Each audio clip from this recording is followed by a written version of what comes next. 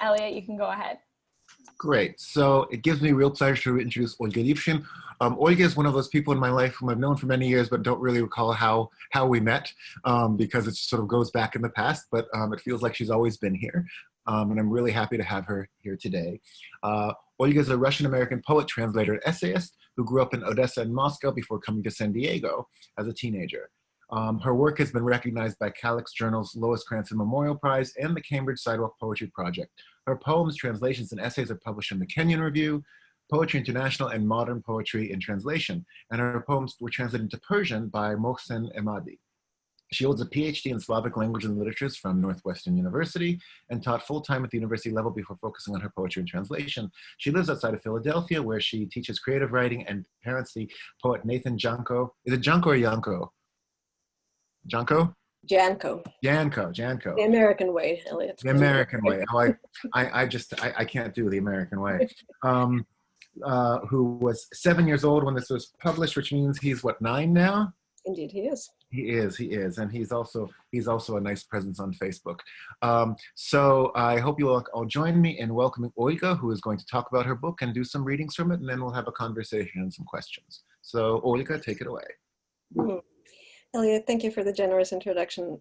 I was so delighted to be in conversation with you, our very lively presence on, I really love how you bridge this sort of informal discourse of social media and blog posts and then scholarship. There's something really lively that passes between all these kinds of texts, and it is very human and wonderful. And so it's such a pleasure to be here. So thank you for everybody who showed up. The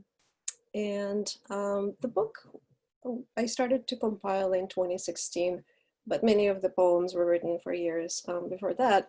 And I think I got my final little push when in the era after the election, when, it's one of those projects that, you have to do someday, and then you realize that you have to do it soon because you realize that voices such as yours are not exactly being represented. And I found that immigrants from the former Soviets, post-Soviet space are being kind of represented in ways that treat them as objects rather than speaking subjects. So how are they being treated as a kind of topic, right? I always wonder, how is it that there's this sort of cultural other who's not really an other because the other has been assimilated, but what is it that we sound like when we speak? And we may sound a little bit like Garish Singart, something that Eliot mentioned in a few minutes before we started, right? So Absurdistan is the kind of topic that he mines. A lot of people have read. That is a very real kind of Russia of chaos, of the well-explored national stereotypes and emigre stereotypes with the close-mindedness and the authoritarianism and that sort of thing. And then there were other things that, way before Trump was elected that I found were very much alive and present in our culture, such that it wasn't such a painful surprise to me when he was elected, because of what immigrants are said to be and how they're treated in this country. I feel like there's kind of a little triangle that if I had to put together, this is what we sound like when we are being talked about. There is certainly the Russia of Putin narrative, and that Russia certainly exists. I'm not going to deny it, and it is actively present in our lives and has been for at least the past 4 years, probably before that, we just didn't know. And that Russia gets expressed not only as that long arm of the Russian state reaching out to us in the now unfortunately familiar form of troll farms, but for Russian expats and immigrants, it also exerts a certain kind of pressure. It punishes those who rebel even when they flee abroad, whether they're journalists or political leaders. It tries to recruit immigrants in its service, and I am technically still considered to be a Russian citizen. After renouncing it, you actually have to pay that country to release us. So we are very much these kind of fruits on the Russian tree, despite having fallen very far away and rolled away like the Kolobok of the mythical presence, running away like the trickster that we are. But it also begins to be expressed in some of our liberal discourses. So when Trump got elected, many of my friends and myself were actively questioned by people who we barely knew about what happened. How could we possibly elect Trump? And we are being seen as exponents of the Russia of Putin in ways that, you know, as somebody who hasn't lived there now for 28 years, are really baffling to me. And sort of in a darkly comical way, I got kind of buttonholed at every meeting I went to, you know, what are we going to do? ACLU, power for the people. You know, I got immediately paraded as this person who probably knows something, and I wish I could help, but there's not like a particular technology installed in my brain to speak about what happened, how did Russia interfere. And then there's sort of that idea of that kind of balloons into this point of the triangle, which is where we meet the discourses, including liberal ones in our country, that lump together Putin and Russia as such, Russia and the Russians, including language and history and culture. And that is part of, again, something that we are the ones who elected Trump, right? Some of us, but it couldn't have come from us, we say, you know, it had to become somehow external. So absolutely, there was interference, and absolutely, we can hold that idea of Russia and Putin's puppet, Putin's puppy, however that mutates as part of you know, the current presidential debates. However, at the same time, when you get that migrating into the discourse, you get, for example, things like this. Let me see if I can bring this up. So, Olga, your presentation is not, oh, there we go. Perfect. So this idea that we must vote because Russian lessons are so expensive, you know, what a horrible thing. Not the Russian lessons, how horrible it would be if we were to start reading on Akhmatova, right? Or, you know, the Russian sort of vaccine that is being formulated. So my friend actually texted me. It made me chuckle, she said, but then I wondered if it actually says anything in Russian. And because she's a nice person, but many wrote that weren't as nice. Please let me know if this is offensive. I wasn't even sure I wanted to show you, but this idea that the new vaccine trials for the COVID-19 virus are going on. I got injected this Russian vaccine, and I wanted to let you know that it's completely safe, and then it mutates into kind of Russian/Greek gibberish. And so we have a little bit of Greek, filshki хорошо, and I will let you read the other unidiomatic part of it. And all of that is really sort of cultural garbage that I, who read poetry and write it and translate it, I kind of don't want anything to do with. However, it shows up, right? Like time and again, it happens. And so to the extent that we do live in a country where people are being, people in their native languages are being seen in this very close-minded, one-dimensional way, that is something that I think it behooves us to confront. And so, and to speak in ways that are a little bit different. And so, the third point on the triangle that I was hoping to speak about would be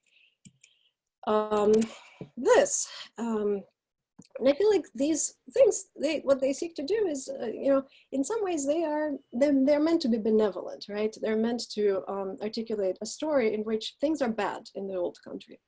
And then we come here and they get better, right? And it's this ritual that we have to talk about. How were things and how are things now? And up until Trump got elected, that was my life as a teenager and young adult in this country. Are things better? They are. Good. You know, and it could be that I was from Iran, or it could have been that I'm from, in fact, somewhere else. You know, usually refugees come from countries that are not on the best terms with the United States. And so we get this discourse that Dina Nayeri, the Iranian American French nonfiction author, writes about, and she does have a memoir called The Ungrateful Refugee, as well as an article in The Guardian that I was really inspired by. She talks about growing up in Oklahoma, and she currently lives in France. So she says, that was the key to being embraced by the population of our town. Month after month, my mother was asked to give her testimony in churches and women's groups, at schools, and even at dinners. I remember sensing the moment when all conversation would stop and she would be asked to repeat our escape story. The problem, of course, was that they wanted our salvation story as a talisman, no more. No one asked what we did in summers or if we had any photos of the Caspian Sea. Men treat women horribly there, don't they? The women would ask. Somehow it didn't feel okay to tell them about my funny dad with his pockets full of sour cherries, or my grandpa who removed his false teeth when he told ghost stories. And what's significant to me about Nayeri's story here is this, is that what immigrants, whether from Russia or elsewhere, are not sometimes allowed to have is their past. And that can be the past of their childhood, which is significant because psychologists will tell us that the ages from approximately 0 to 10 are very formative years. And it is also their family past.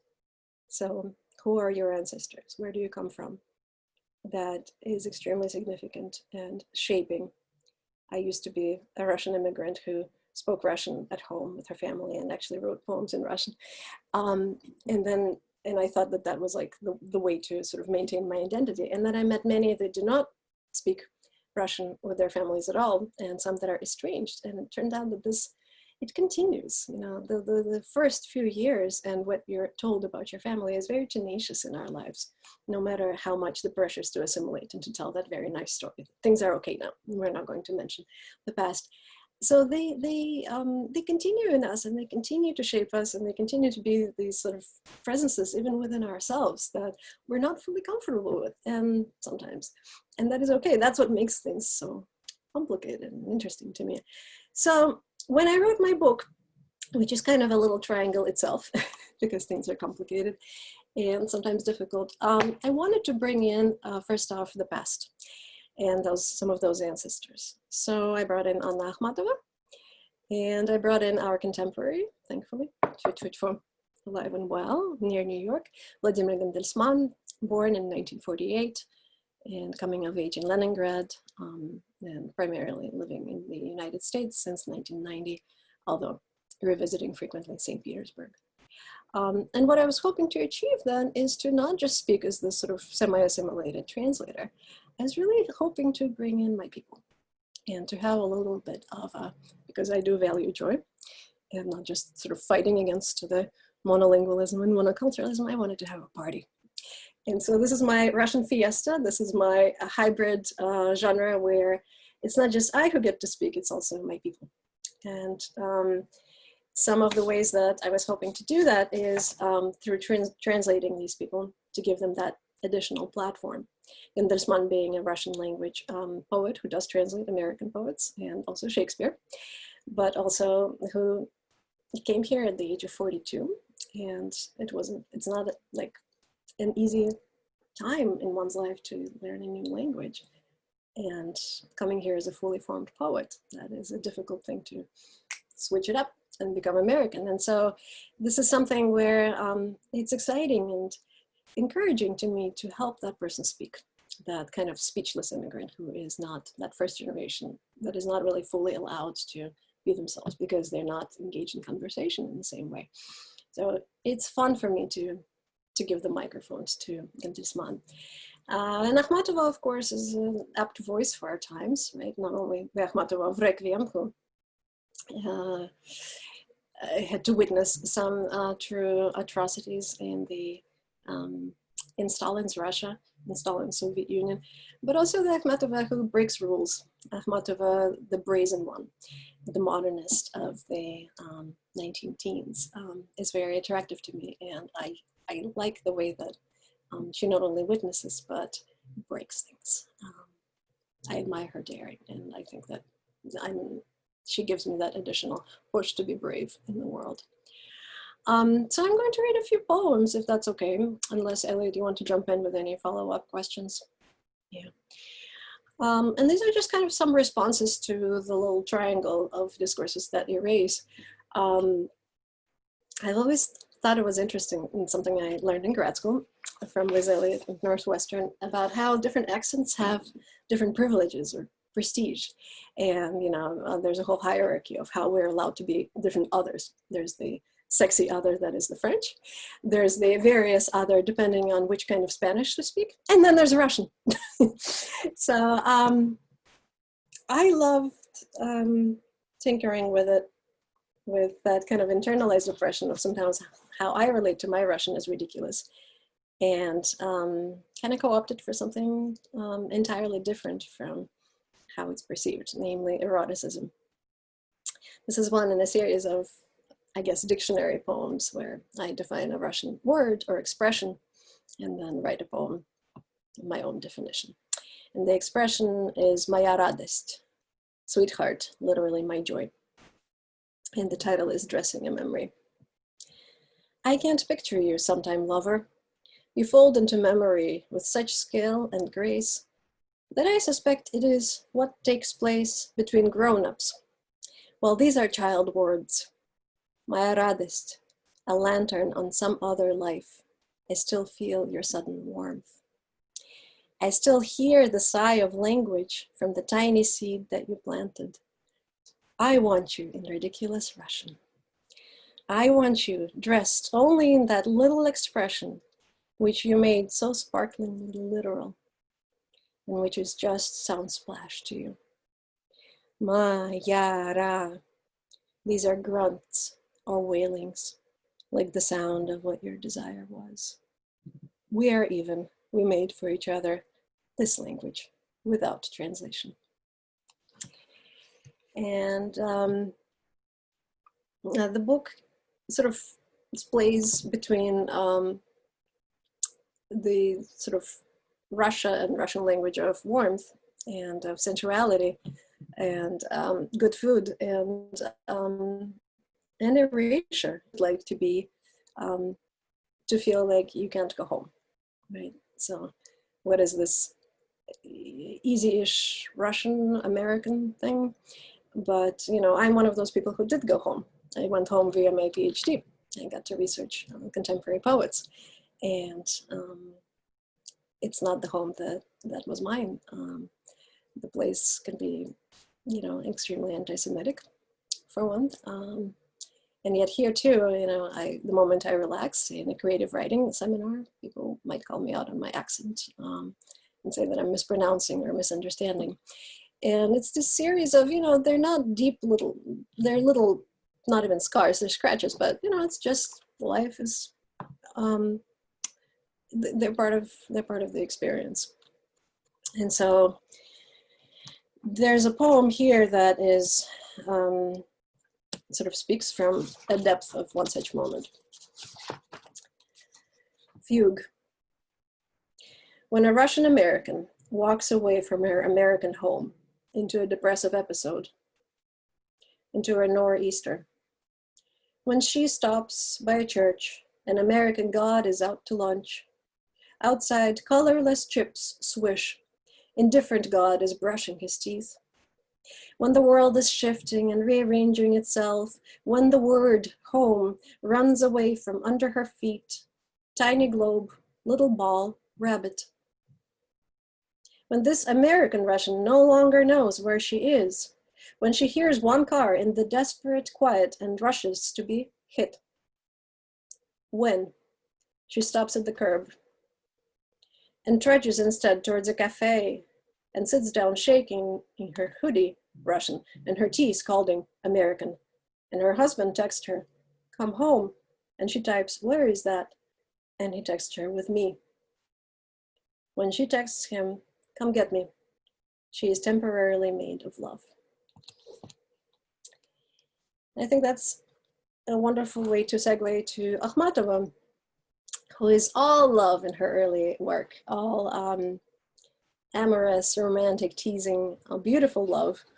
And in that way, women weren't quite yet writing such poetry. And so I love that she's a female rule breaker.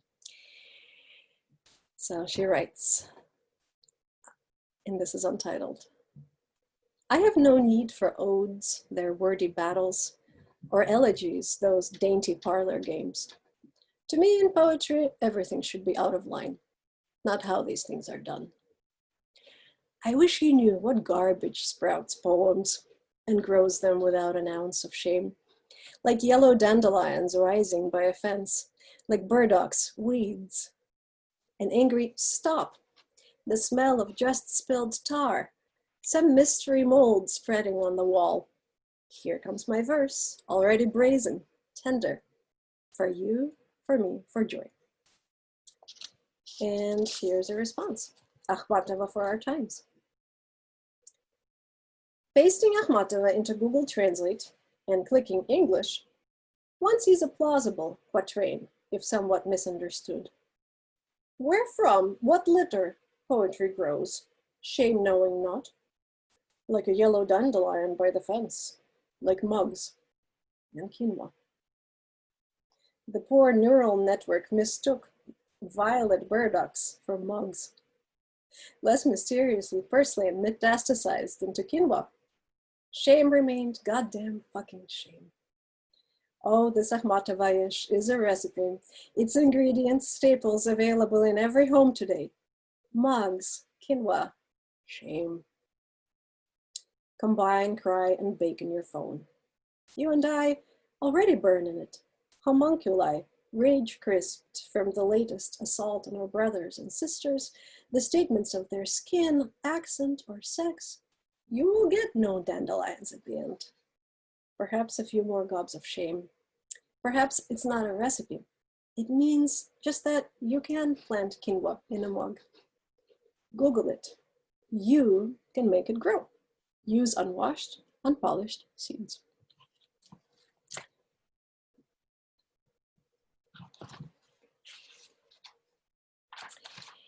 There's something about the past, a literary or cultural past, that weaves into generational trauma. And I think I primarily define myself as an American poet.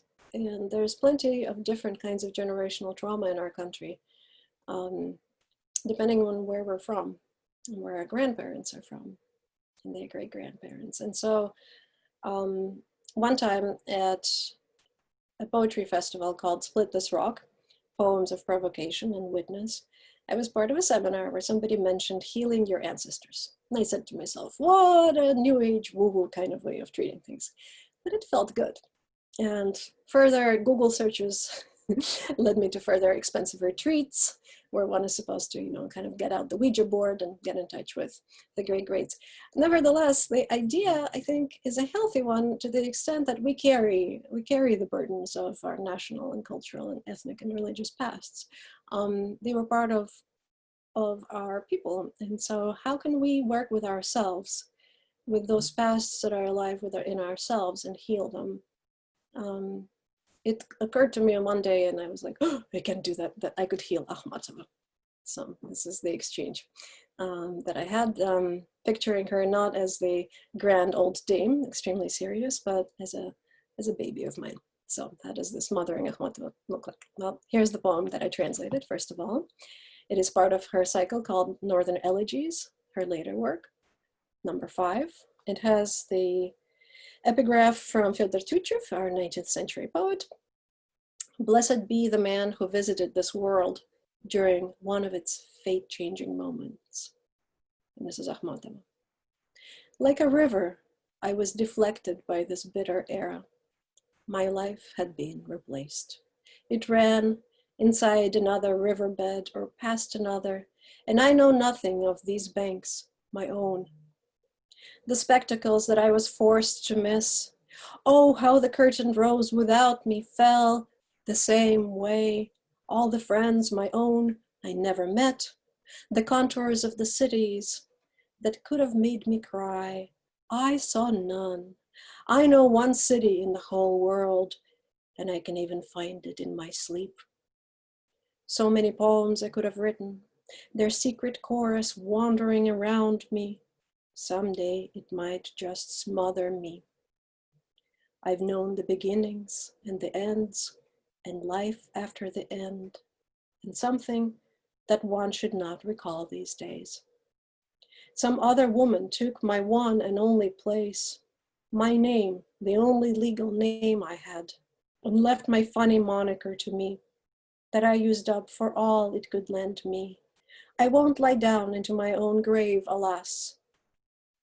Yet sometimes, suddenly, the reckless wind of spring, a passage in a book I come across, a stranger's smile, any of this pulls me back into a lifetime that did not take place. In such and such year, that event would happen in that year. Plans to travel, watch and think, remembering, to enter a new love, like entering a mirror with the dull realization that infidelity happens, and that wrinkle, which was not there just yesterday. Yet if I looked from there upon my present life, I could, at last, find out how envy feels. 1945, Leningrad. I always love how Akhmatova flips the narrative on us towards the end, having complained about her whole life being stolen from her, and tells us, well, at least I had that witness pose. I got to write down everything that happened to my own people. But those two lines for me, they do not necessarily just cross out everything that comes before them, because it is a long poem. And it is a poem about all the roles that this poet could have played. She could have been a lover. She could have been a traveler. She could have not just written, but lived. To live, what does that mean? What does that look like? You know, and so I have this poem called Kidnapped Akhmatova. So, Anna, Anna, swaddled in your Hosanna-inducing scarf, with its long tassels of sorrow, wake up. Let me take you, the spectacles that I was forced to miss. You wrote futile letters begging for your friends to be released from labor camps. Oh, how the curtain rose without me, fell the same way. Let me take you, now that you are asleep and weightless. We'll go to the tender, tawdry Russia of the end of the 20th century, when all the windows flew open. I think you'll like the show. I am 7, all scraped knees and elbows. Anna, Bobana, Fana, Fofana, Fana, etc. Let's have you be the same age as me. Look, right by my house. Big, tall women wearing woven wristbands with multi-hued threads. They gave me one. They're called hippies. Guitars strummed in the ancient lane called Crooked Knee. Guitars leaned against the ancient church that still functions as a warehouse for potatoes. Anna, will you bend your knees in black chiffon? Will you sit with us in the glorious dust? Will you take a break from history? Look, Annabella, Russia is as whimsical as us. We both love swimming in the Black Sea. In the 1900s, they scold you. Swimming is uncouth for a maiden. In the 1990s, I have an uncle as an outpost in America. Check out my amazing leopard print bikini. Would you want this cheap paradise, Anna? Let's fly past the sea into the mountains. The tiny airplane is full of human sparrows that chirp at us in a language I've never heard, but I bet you have. They're French. My mother hisses me down the aisle. Stop staring. I am wearing a turquoise embroidered dress, the hardest to find Chinese dress. Do you think it's the best dress ever, Anne? One birdie, smelling like a perfume shop, grabs at the hem of my dress, tweets about it with her friend. Am I real, Anna? Poetry in the 90s, you ask? Everywhere. Everything that was sensical flew open, became a peacock. Let's go to the Arbat. Look at that man on a street lamp reciting his poetry. Look at the people afraid to be arrested for unsanctioned listening. Take a rest, Anna. Anna of terse love poems. I am 12 and fallen in crush with my American, gorgeous, pudgy teacher, John, walking up the hills of bloody, cracked Moscow, its car exhaust flecking his Doc Martens. Sit with me outside the school, Anya. Do you think he has read my love note? It's 3 hours after school. You and I are still girls. Like you, I have no right to what is most important. There is no break, Anna. Before, I was pried away from that country by my well-meaning parents. Before, that country regained its appetite for blood. Before, it had, this moment, the underground club poetry, read a novel out loud on a commuter train about a commuter train. That 1968 novel about a commuter train full of alcoholics, a patchwork of proletarianese and exquisite poetese by the likes of you, Anna Andreevna, you fragrant person making other people's lives impossible. They yearned for a past they wanted to recover. Did you live, Anna? The poets read that novel on the train where it was written. That train carrying drunks and memory where, to Eden? Was that your train? Where'd you go? And so then there's beautiful Vladimir Gentelsman. And I was interested in, just like my own little experiences of internalized oppression, of erasure. What does that look like in his rendition as a middle-aged man coming here? He first appears in America as actually a professor of Russian, or rather, I believe, a teaching assistant, and he becomes that academic nomad and goes from Vassar College to Indiana and elsewhere. But the result looks like something like this: Immigrant Ditty. The sun goes down, the supermarket floods with dead light. Now the gate caws at you in the near darkness. A not so magic key might blaze. Can't steal happiness now, can you? Win Lotto America. Now this, as they call it, is a building. This is garbage. Nothing this. Go ahead, open the door. Lean your heart against the wall. The world doesn't need you anymore. Bottom swimming little fish. Fruit are morphing into veggies. It's the middle of the fall. Someone, please come to my rescue. Let me breathe a little here. Eeny, meeny, miny, mo. There goes a very average schmo. It's off to sleep, he waddles off on his short, well-trodden path. Is that some Carmen being stabbed at this late hour, I hear? Or the howl of the barked pooches sniffing out their little thieves? It's an envelope, its torn edge. The edge of a land not settled by you. It's the echoes of dumb music brought to you by Puerto Ricans. Oh, it's sleep. It's you who's awful. Sing your fears some bedtime songs. Lull your fear of balding autumn, darkly bronzed in the Bronx woods. It's the 50-50 birdie, tweeting all alone at dawn. It's the elevator riding yellow, lifeless afternoon. Demons swirl the rags of plastic bags around the street all day. Life is finite, death undying, a brain trembling. This is air. But I also wouldn't be fair, I think, if I didn't write about some of these beautiful Gentelsman poems of childhood. And it's childhood that helps him recapture something of this vibrant earlier existence that he so misses.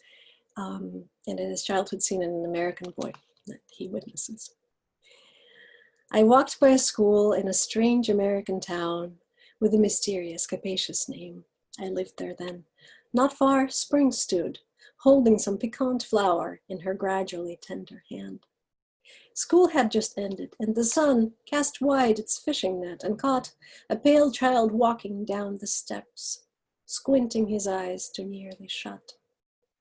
Mothers looked on as a son or daughter came out of the doors, leaving their horror behind, where a child multiplies the sign of X, by the utter minus of their knowledge. Let's go, where the sun shines bluing, and a stripe in the sky melts, widening, running after a great big jet plane. I walked and listened to spring's notes. The clock struck 2. A double fire lit up the square. A timer started to tick, promising an explosion. It smelled a lot like school vacation. The child ran, picking at a pedal, ahead towards his mom and me. I flinched and recognized myself. What had just happened wasn't a memory. That is the point. My friend, April's magic hat tricks, that time of mystic substitutions.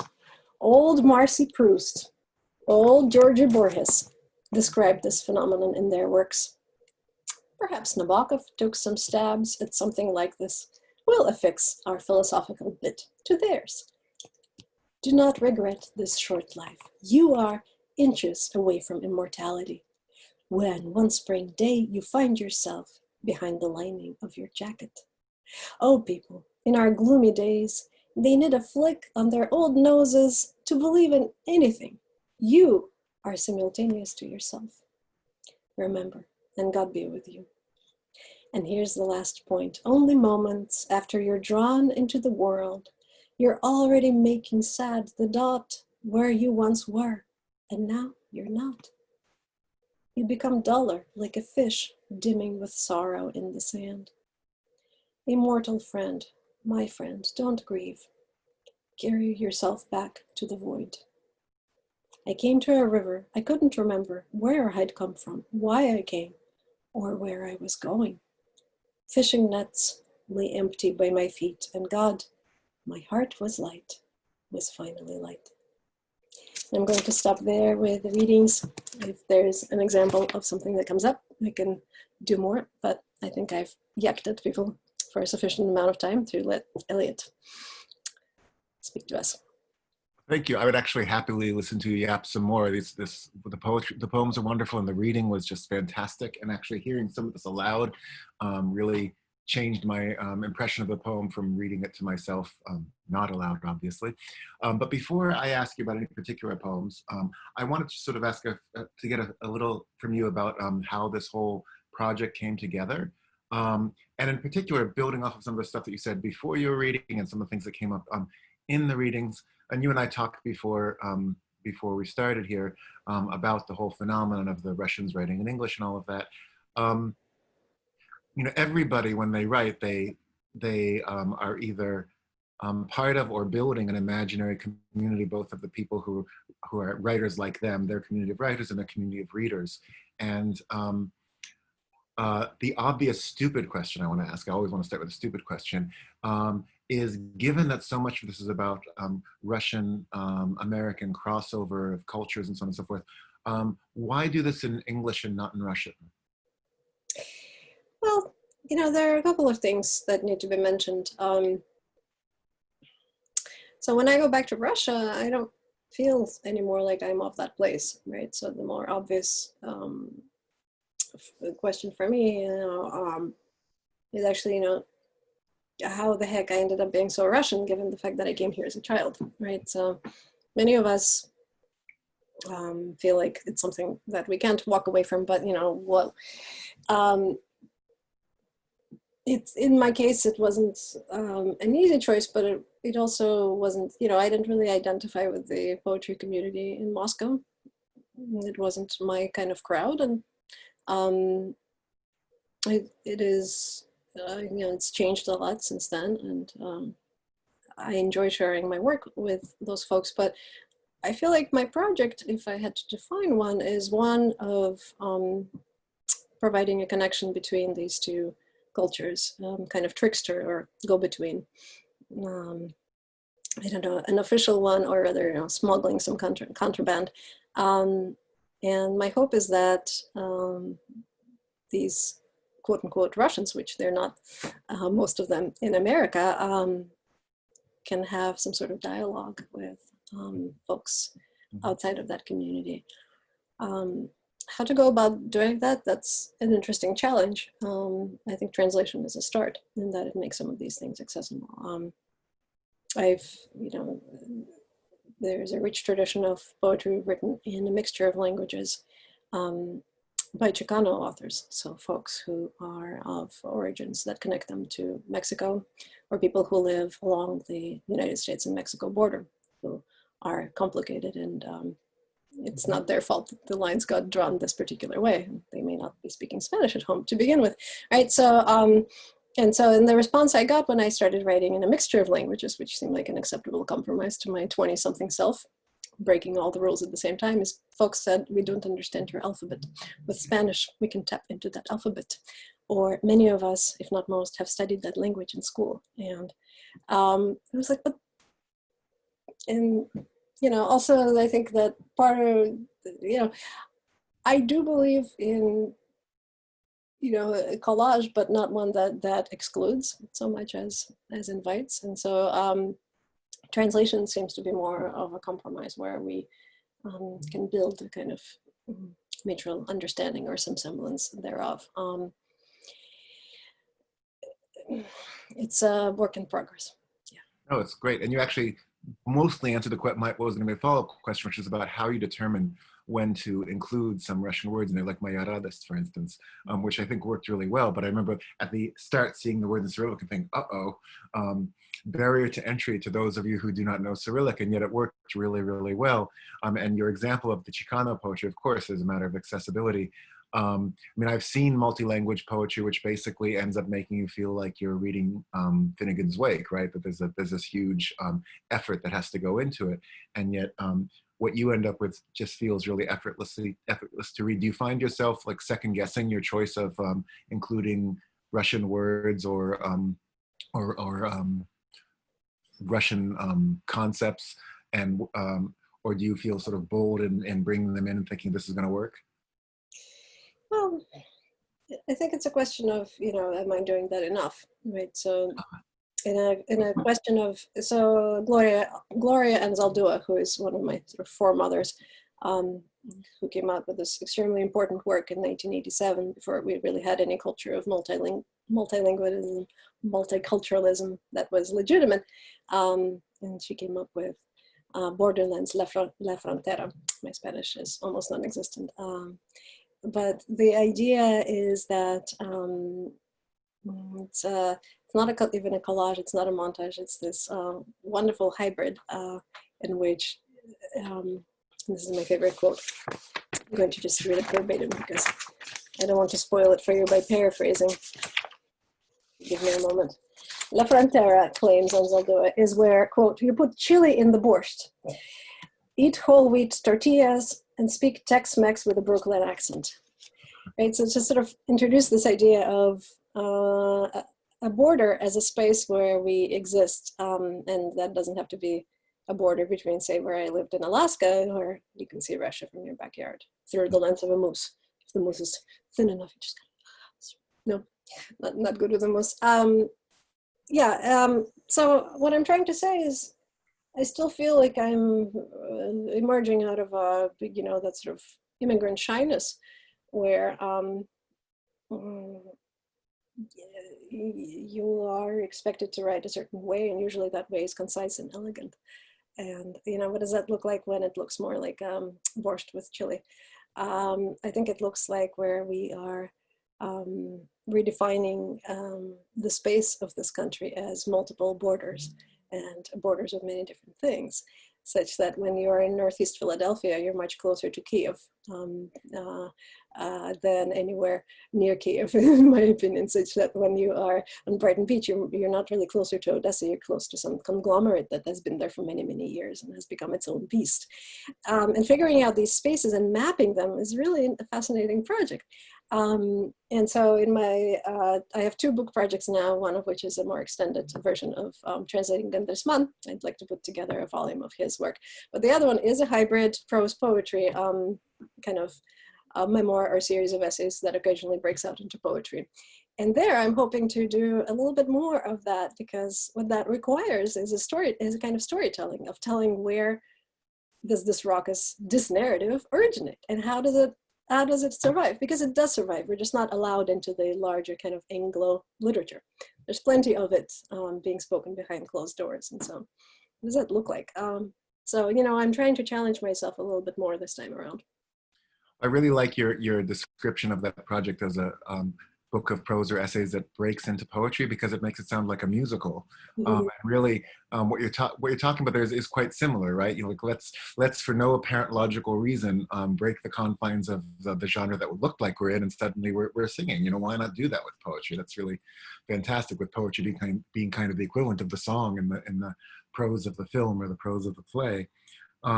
And that quote you gave us about the chili in the borscht, I'm never going to forget it, and I hope I never eat it. And in fact, which reminds me of what I think is so wonderful what you're doing here, is that it is all so much more digestible than chili and borscht. And when you talk about the border, of course, you have the obvious borders of languages and cultures and all that, but I'm also quite struck by the borders between high culture and low culture, between our sort of profane everyday of now and the everyday of 100 years ago, which somehow seems less profane just because it's history. You know, if Akhmatova was drinking coffee in a cafe, that's cool, and if we're sitting in Starbucks, that's just boring. Well, it is boring, but or not now. Anyone would kill themselves. Right now, that's quite exotic. Exactly. Citizen My Starbucks, God, where does that happen? Starbucks. And in particular, I was taken by that pair of poems with the Akhmatova's I have no need for odes and Akhmatova for a time. Just the idea not only of running the poem through Google Translate, but then putting it in your poem and putting the words Google Translate in your poem, which is to me almost the equivalent of that moment, that sort of acmeous moment in Mandelstam when he uses the word Zifferblatt, which is just so ugly, but you know, it kind of works.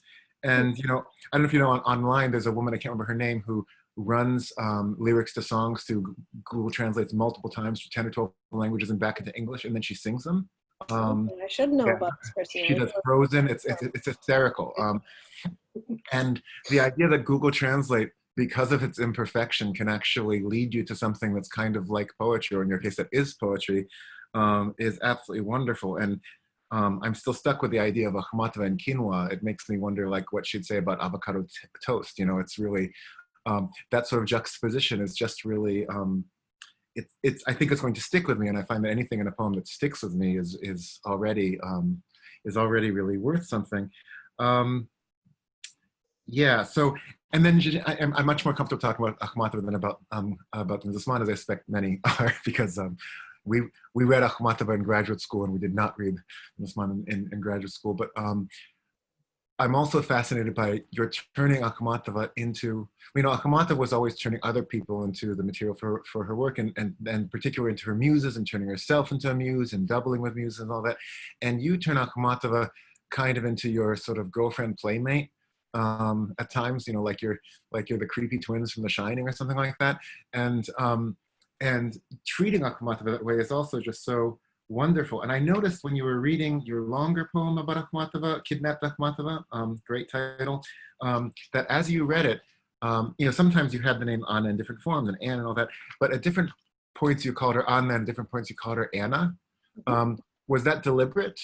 Is that something you're doing with that name because it calls up completely different associations, or is that just something that kind of happened as you're reading?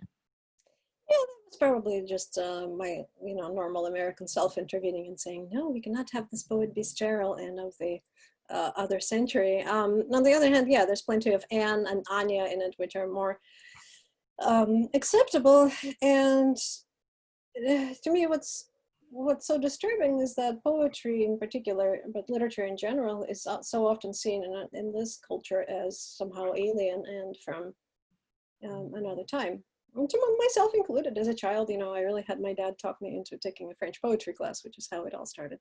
And really, when you look at the biography of the poet, it was quite a life, right? Integrating all concepts of marriage, of bourgeois existence, of motherhood, and just sort of throwing all caution to the wind, such that she was a blazing personality. And so I don't see why she cannot become a more, if not household name, then somebody to check in with, a hypothetical ancestor, not unlike somebody in my family. And it really hit me actually when I was translating her queer poetry. So she was likely in a relationship with a woman who was a puppeteer, dancer, Olga Livshin, yeah, who there was a real conglomerate there of non-monogamous relationships, just you know, freewheeling bohemian community. And what came out of that for me was just this black and white image where, although not a single biographer will dare say they were in a relationship, most likely. You can see Akhmatova placing her palm of her hand on Glebova Sudekina, as in like claim, this is my property. And they're beautiful women. And you look at that, and I remember a family member of mine said, you could be one of those girls. And I'm like, I absolutely could be, you know. And I am the lucky sort of kid from the bohemian family myself, where, you know, growing up, I saw, you know, people who are probably queer, and I have no problem with that identity. And so to me, it's about having that imaginary community. And so who are the members of that community? It's very much that. Before I get to my next point, I want to, as an aside, throw out that when you said throwing caution to the wind, in my mind it turned to throwing kasha to the wind, which I give to you for your next poem because I think that could work for something. Absolutely. Yeah, For our next time, I will bring the kasha and throw it into the screen. It'll be. Let's hope the wind is going away from us when we throw the kasha to the wind, because otherwise it's going to be a bit of a What wind? We're all at home. We're separated from the wild elements. Exactly.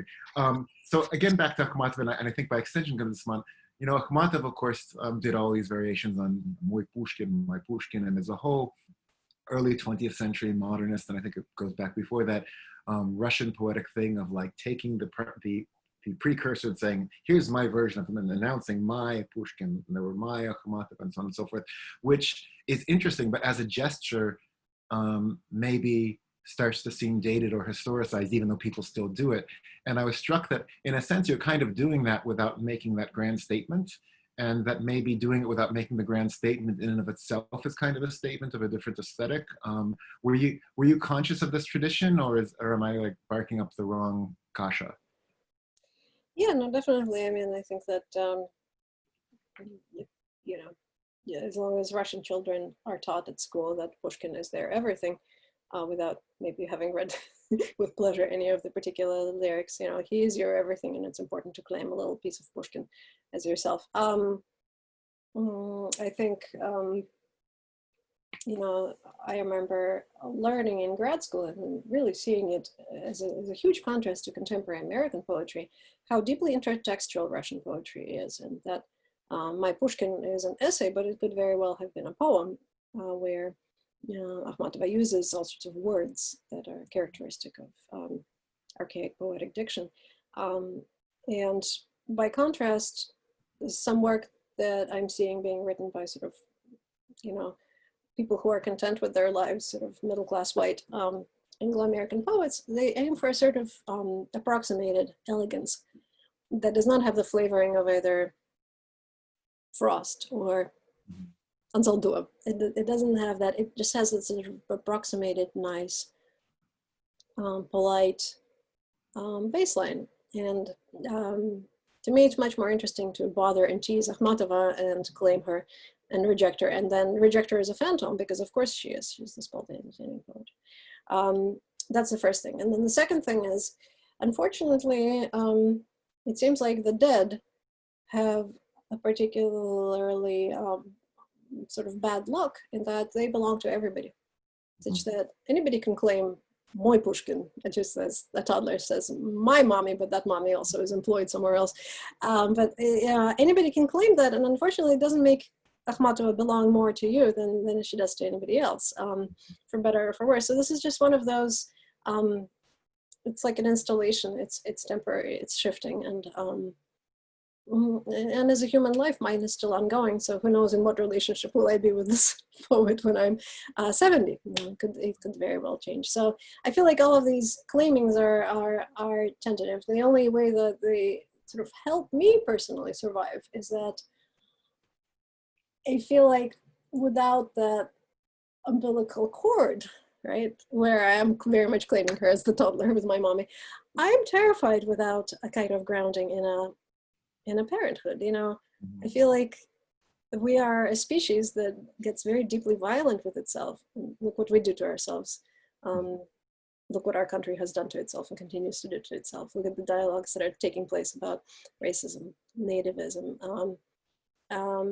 And this is not the only country that's done that, but you know, I think that if people remember a little bit more the parentage, the lineage, and treated each other as members of a large family, that would have been a little bit more healthy than what we choose to do to each other. Yeah, absolutely. And of course, what you do, the notion of claiming and creating your ancestors is such a modernist and even Acmeist thing, right? They were doing this all the time. But for what it's worth, I would choose your Anna Bana Fofana over Anna Akhmatova Stalin Yupki, Stalin in a skirt, any day. So I think it's a wonderful line. My last sort of open question before turning this over to the Q&A is, you know, having this book in front of me and seeing it published, and it's a wonderful thing, and it's wonderful it is published. I was wondering, as you're putting it together, it seems like a very bold and risky choice to do something like this that's part translations, part your own poems, and hope that it's actually going to get out there, not because of quality, but because this hybrid is so strange. Were you anxious about this, or were you confident there was going to be some way that you were going to be able to get this out there into the world? Yeah, no, I don't think there was any kind of particular anxiety about it. I mean, it looked like the appropriate form, and for this. It strikes me that when Val Vinegar started Poets and Traders Press, which is part poetry, part translations, he had in mind this dialogue, or I would say more than a dialogue, I would say a forum. And poetry is a public space where you show up with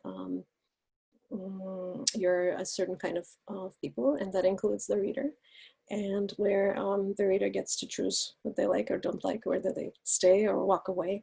A poetry book comes with all sorts of events. So I think that even very much happens within, as you said, Akhmatova, when she features My Pushkin. So it's a matryoshka, it's a nesting doll, right? It's not just Akhmatova writing, it's a pretty loud place, a poem, right? All these people speaking up all at the same time, which is gorgeous and wonderful. It should be celebrated. And so I feel like it's a bit hypocritical to pretend that any book is sort of monologic, whether poetry or something else, because of intertextuality and because of the use of language. And so what I find is that Val's project is really wonderful, and it invites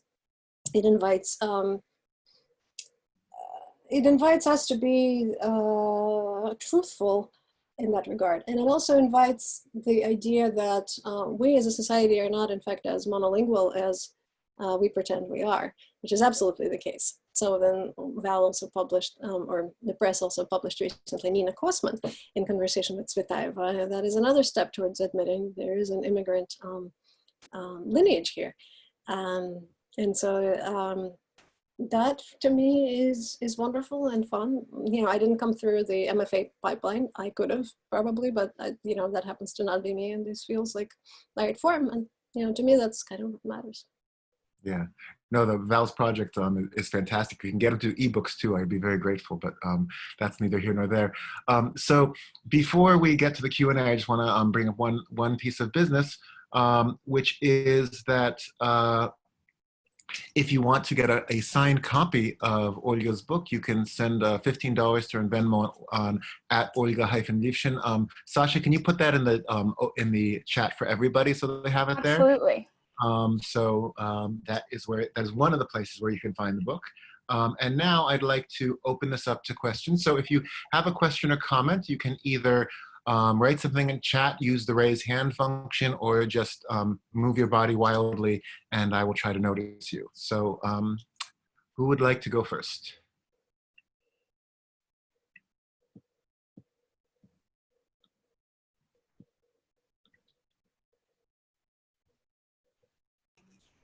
Oh, Russell. Hey, Russell. Hi. Russell, you need to unmute yourself.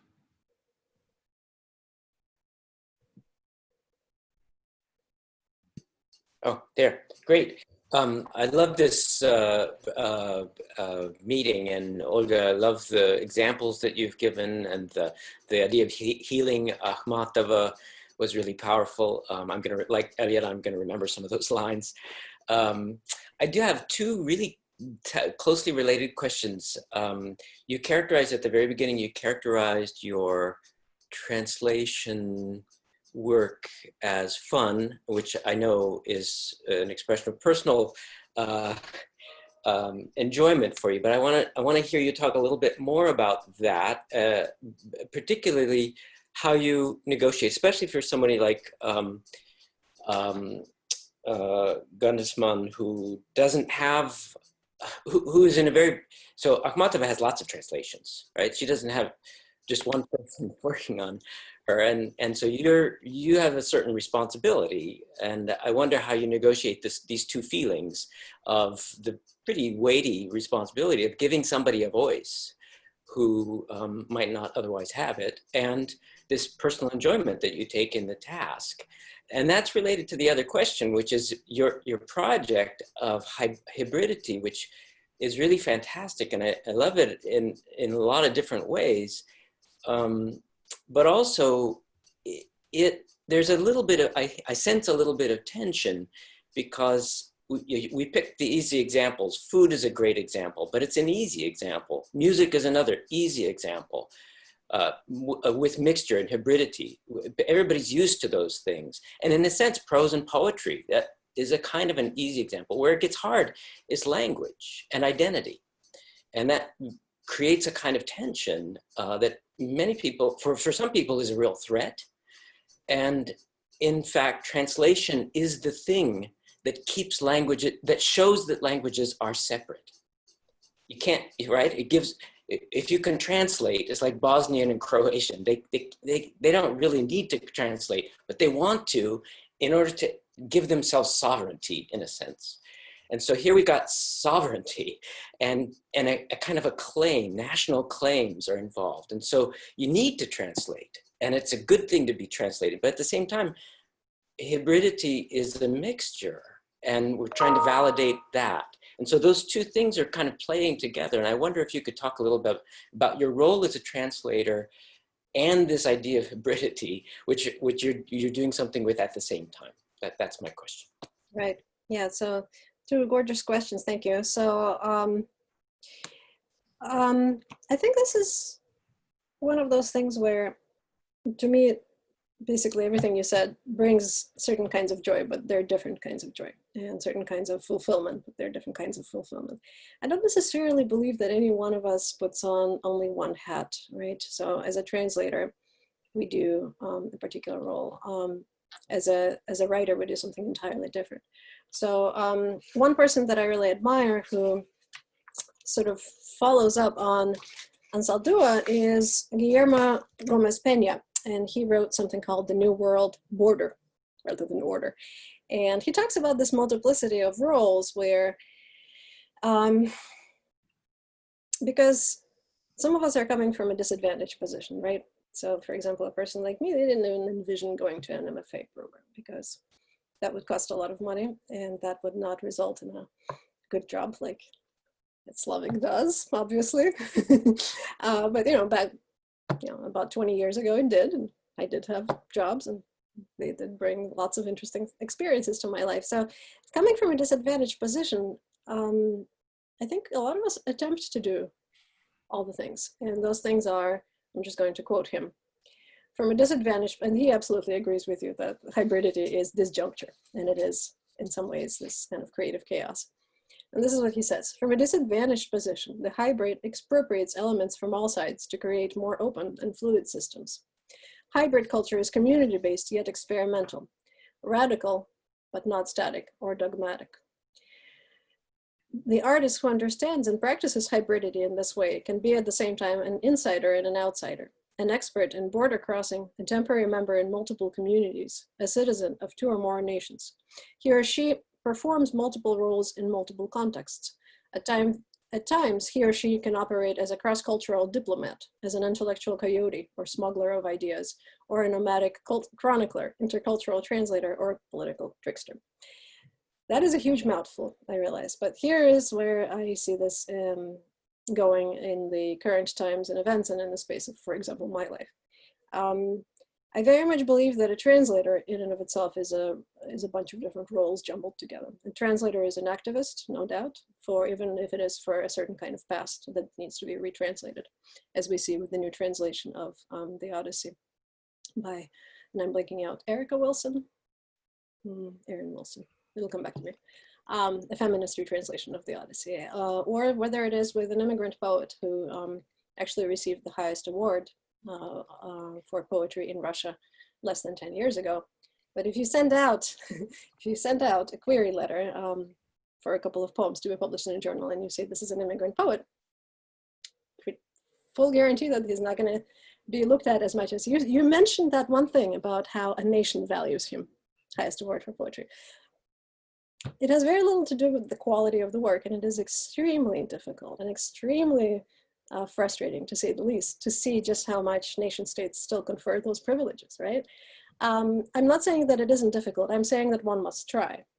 And so one is an activist, one is a curator. So which kinds of Gundersman, which kinds of Akhmatova, for that matter, do you present? To my knowledge, nobody else before me kind of collected the various queer poems by Akhmatova and put them together. And so There's no such thing as a queer Akhmatova for most people who speak Russian. And so when you do that, when you write about it, that presents a certain kind of perspective. You are also very much a negotiator between these different cultures. And so you bring in entities that didn't exist together before, but you're also a connective tissue. And that's the central metaphor for who I am at this time. I'm a connector, and that is my role in life. I introduce people to each other, and I don't imagine that they will necessarily get along, because they don't, but I can try. And I think this is where I see things going. I don't know if I answered all of your question, because there was more to it. There was the Akhmatova versus Gundersman thing, right? I think that's a great answer. It's a complicated question, but I think you really, especially the concept of the border. What's the name of the poet again? Guillermo Gomez Peña. And I'm actually, if it's okay, I'm going to share my screen to show you something, because I think it's amazing. So can people see the PowerPoint? So this is a performance he did. Can people see Gomez Peña? Eliot is nodding, I think. Yes. Yeah, so talking about the past and how there used to be a past, in the lost past here, there used to be a Mexican inside this body. This is the spelling of his name, by the way. This is just a very rich way of self-presentation for me, and it's a raucous way, but it's designed to astranять, to defamiliarize, right? And I think that, you know, the way that brown bodies, black bodies in this country are perceived, we absolutely need a defamiliarization, and people with accents, because that is the next step towards, you know, kind of dehumanizing. It's not good. And, you know, just to sort of throw out a little bit of hope that seems to be reliable these days is not only because of the pandemic, where we are stuck at home and therefore completely open to the world. Here we are, you know, I see Alaska and San Diego and New York and all of you, and it's so heartening, but also because of social media. So placing little bits and pieces of poetry on Instagram has been an unusual solution to some of these questions. At one point, I was drumming up some publicity for this book, and I placed a poem that had a kind of Christian paradigm, but a very broken and difficult one, of Gundersman's on Instagram. And there are many problems with it. It's just a quote. It's not the whole poem. And you have to click on the stupid bio in order to get to the full version, etc. But the responses I got were unusual, simply because of a hashtag that opens this up and democratizes this. I got something from a former basketball coach who himself used to compete nationally, who happens to be a Christian in a difficult relationship, who wrote me privately. I would like to read the rest of this. I identify with this corrupted vision of Christianity. I had to tell Gundersman, I'm like, look what's happening. He said, "А такая Америка мне нравится." This kind of America I can get used to. And to me, that was balm on my immigrant heart. Thank you very much. So thank you to the creators of Instagram. May they continue to make money off of us, and etc. It's not perfect, but it sometimes works. Great. So it looks like all the other Olgas have come up in the chat section. So I'm going to start with the first one to write in, and that is Olga Porterfield has a comment and I believe a question. Olga, would you like to unmute yourself?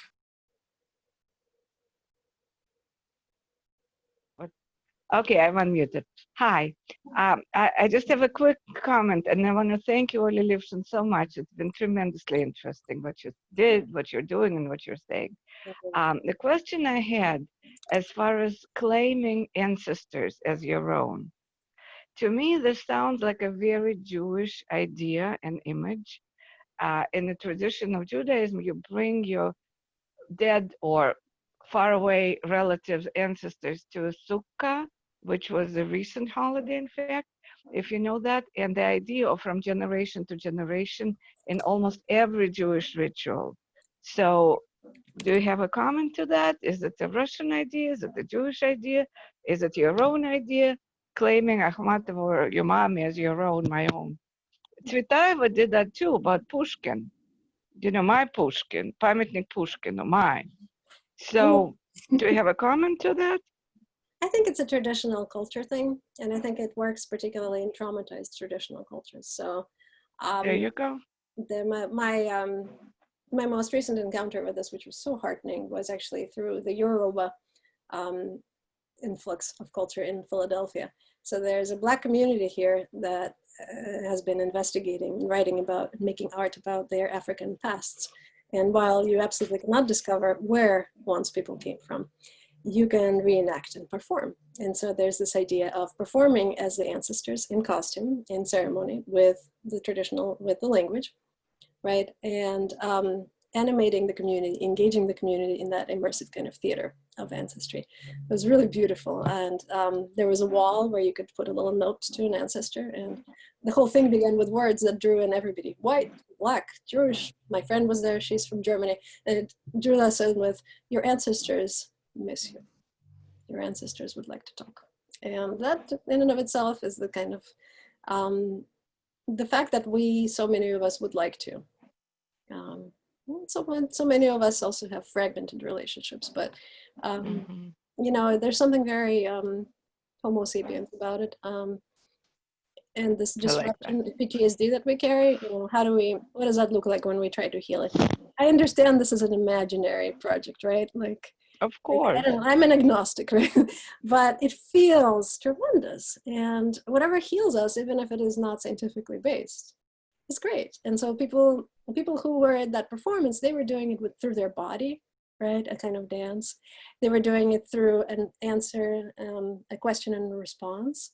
It was very powerful through building that community space, such that after an hour of this, I really felt like I've been somewhere where people were at a different level of civility and warmth than I often feel in this country. And so that was powerful to me. So if folks who are African American have that and they invite me into it, then it's not necessarily Jewish, right? But it can be, because from what I hear, there's a warmth and a familiarity that is all powerful as well. There was an old humor album in the 1960s called "You Don't Have to Be Jewish, but It Helps." So next we have Olga Ast, who had a question, I believe. Hi. Nice to meet you. Yes, I moved here like I was in late 30s, and it was like more than 25 years ago. And in Russia, I lived in Moscow and have a lot of connections to a poet circle. And I read a lot of poetry, even wrote something. I did not consider myself a poet, of course, but and when I moved here, I tried to develop something like these connections to American poets, mostly through circle of Matvey Yankelevich. And I tried to read American poetry, understand it, and I kind of did not feel connection. And then Eugene Ostashevsky, who is also speaking mostly Russian, but writing in English, and that's the Russian and English poetry, it's like different genres. They don't have connections to each other. You cannot like try to find it. And for me, it's said something.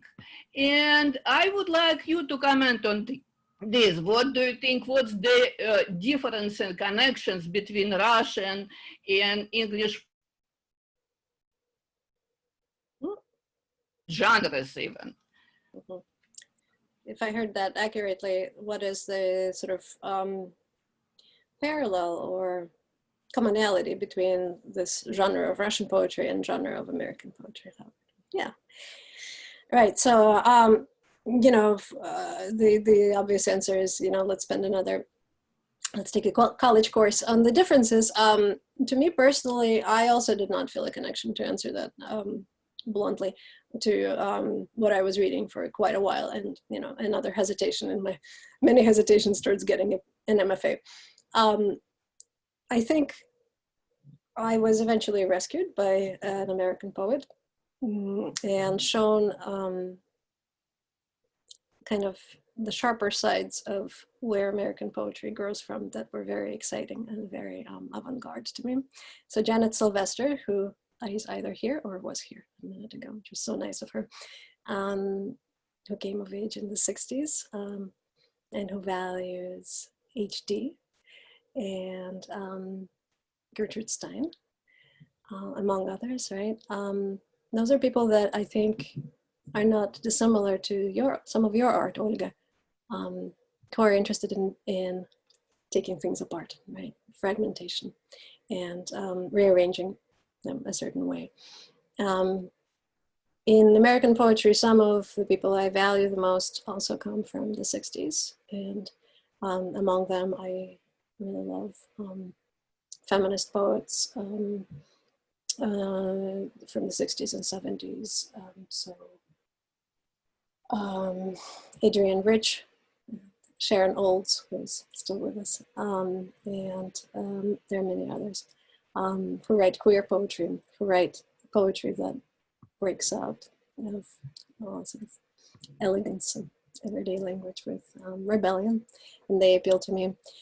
And then there is a very different kind of Black American tradition that is really rich right now, and it's coming out of a collective called Cavecanem, Cavecanem. And of them, I love the vibrancy and the strangeness that they inhabit, and the inclusiveness, and the sort of vernacular that really appeals to me. So one of my favorite people is Ross Gay, and he has many different kinds of poems, including those about all sorts of traumatic experiences that, you know, rile you up, but also in one poem where he has an ode to a tree that feeds us. It is very directly about immigrants and about trees that kind of immigrate as little seeds here. I'm just going to read a little bit because this is my tusovka. This is my kind of people, and they can be all different kinds, but these are the Americans that I in my heart hang out with. So the setting is Philadelphia, and there are all different kinds of people gathered around a fig tree where the fruit is spontaneously falling on the ground, and it's making things dirty, and so people must eat these delicious figs, juicy figs, so that people don't slip and fall. There's like a rescue mission to this eating. And so this is Ross Gay. I was a little tipsy on the dance of the velvety heart rolling in my mouth, putting me down and down into the oldest countries of my body, where I ate my first fig from the hand of a man who escaped his country by swimming through the night, and maybe never said more than 5 words to me at once, but gave me figs, and a man on his way to work hops twice to reach at last his fig, which he smiles at and calls, "Baby, come here, baby," he says, and blows a kiss to the tree, which everyone knows cannot grow this far north, being Mediterranean, and favoring the rocky, sun-baked soils of Jordan and Sicily. But no one told the fig tree or the immigrants. There is a way the fig tree grows in groves it wants. It seems to hold us. And so, yeah, this is the connection that I make for myself. And so out of that, I can write something that sounds kind of like this. And it is about my mother, who is also here with us at the age 4. It's called Eating a Persimmon, 1954. At 4 years old, in her grandpa's lap, sun-warmed inside an Odessa courtyard, my mother tests out a persimmon. She's never met such weird fruit. Sweet jellyfish, creepy crawling. "No S, little Maidele, eat." Her grandpa glows at her, a Jewish wizard visiting from the collective farm. His beard smells like cow poop. In quiet Russian, she asks, "Grandpa, do people actually like persimmons?" "Oh, Mansi, silly stories," he brushes her off. "Is this why I walked all over the Privoz market? For one perfect piece of fruit I could afford? Just for you? Have some good selch and eat." My mother sighs and tries to swallow the globe, which spins 60 quick times around the sun, finding her with her grandson and me, all of us considering a bowl of conical, identical supermarket hachiyas freckled by California, where she lives these days. And this story she tells us, and Adam with his "Niet, thanks but no thanks, Grandma, for that fruit." And my mom, who decides to reveal then the DNA of our family's eating. "A pogrom," she said. chewed up her uncle, a violinist, as he ran to shelter. The world tromped on a branch of our family like a deer, just needing to eat, just minding its own business. For instance, a 6-year-old boy, had he not died, he'd be an older brother to my mother. She was not born yet, the first child to sprout in that great mishpacha after the war. They all gave me treats, she smiles sadly, going a bit hungry themselves. I ask what a treat was back then. A handful of sugar? How godlike that persimmon, I think to myself. My mother's grandpa must have imagined he gave her the chance to be, just this once, the eater. How instead he gave her an order, force-feeding the love of forced feeding, the unsubtle art of forcing that I spoon-feed to Adam with a dash of Russian, which passes for some vitamin R to make a child feel rooted. How there may still be a persimmon here. Couldn't my great-grandfather want his only grandkid to know pleasure? He could wish for her to dive into a surprising place. Neither the unwatered earth nor memory's ruinous hug, but softness. So we have time for one last question, and in the interest of equal times, we're moving from the Olgas to Lev, which is a name I'm particularly partial to. Lev Friedman has a question. If you're there, Lev, unmute yourself, please. Oh, yep, sorry. Can you guys hear me? Yeah. Yep. Yes. Nice. Okay, so I'm going to take the liberty to go back to the beginning of this talk. You talked about the different Russias and the fact that we take on many roles, and one of those roles is to, I don't know, subvert the dominant paradigm, as it were. I don't know, as there was a bumper sticker back in the day. Is there an onus on us to not be the stereotypes, or to make up for the fact that there are so many stereotypes, to act?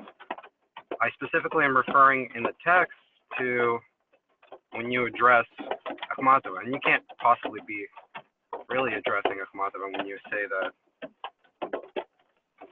you know, what makes this century worse than the other doesn't matter. Change something, do something. You know, almost the same way that, you know, in Requiem, the woman asks her, you know, can you write about this? And she says, yes, I will. But you're talking to Akhmatova's ghost at this point. Maybe the young Akhmatova's ghost, but implying an imperative to agency. Do you feel like there is an imperative upon us to act because maybe others are not acting, or just because we have to do something? Right. Yeah. So to what extent is it, you know, the responsibility of an immigrant poet translator, of a Black poet translator, of a woman to speak for themselves, right? When the culture kind of subtly participates in the not so much silencing, but, you know, we're not the main event. I don't really know what the alternative is going to be, because you know, the alternative is sort of like to following in the footsteps of, I guess, BLM, Black Lives Matter, would be to say, okay, dominant culture, you guys need to figure out your act. This is not entirely on us to keep explaining. We're not the stereotype, we're not the stereotype, we're not the stereotype, right? Yes, absolutely. That is very much the question. The trouble I have is that, you know, I fit in best with like liberal Democrat Americans, and yet even from there, there's a sort of persistent regular othering that is part of things. And so I can't go about pretending that folks have figured it out or are actually figuring out if folks are not. And right now it's an especially acute moment to talk about racism, but I don't see why it shouldn't be followed by a moment of talking about nativism, or what happens when a person is both. You can be an African immigrant, right? The other thing that is at stake is that when the laws of a country are are such that a police officer can get away with murdering a person of a certain color without there being any kind of altercation. Those laws need to be changed quickly. And that's a different project than noticing the complexity of people who sound a little bit different and noticing their past. I think one is much more urgent than the other. And in that case, I would argue that that's on everybody. The other project is also on everybody, but it's a little bit of a different project in that I sense that we're not just saying stereotypes are bad. We're saying, here's what we can show you instead of a stereotype, if only you just listened. And it is a participatory act. I don't think it's entirely on us. It's just like, hey, listen, let me tell you a little bit about, say, Valzhina Mort translating Galina Rimbo, right? These poems about delicate Soviet girlhood, or you know, somebody translating Polina Barskova. Hey, listen, there's this complicated but utterly human story here that maybe like your life would be richer if you participated. And it's initiating that conversation that I think should be coming from all different sides. And it is ultimately not on us because it is just an initiation. All that any of us can do is put out a book and then see what happens. But yeah, I think we do have the luxury of you know, being well enough and well fed enough and not being under immediate threat of being shot, that we can put out books and we can challenge people. I do feel like there is a position of privilege, but also, you know, these conversations are participatory and they do need to be happening. Wonderful. So, Olga, thank you so much. This is a wonderful presentation. I ask everybody to join me in thank you for having me, Eliot. Thank you for the great questions. This is really great. And again, if you want to get an autographed copy of the book, you can go Venmo her at Olga-Livshin. It's in the chat. And if you didn't get it from the chat, you can always email me or Sasha, or I suppose Olga, if you have her email, and get the book. It's really great. So thank you all for coming, and I hope we see you at future Jordan Center events. Thank you so much. Thanks for coming. Thank you so much, everyone.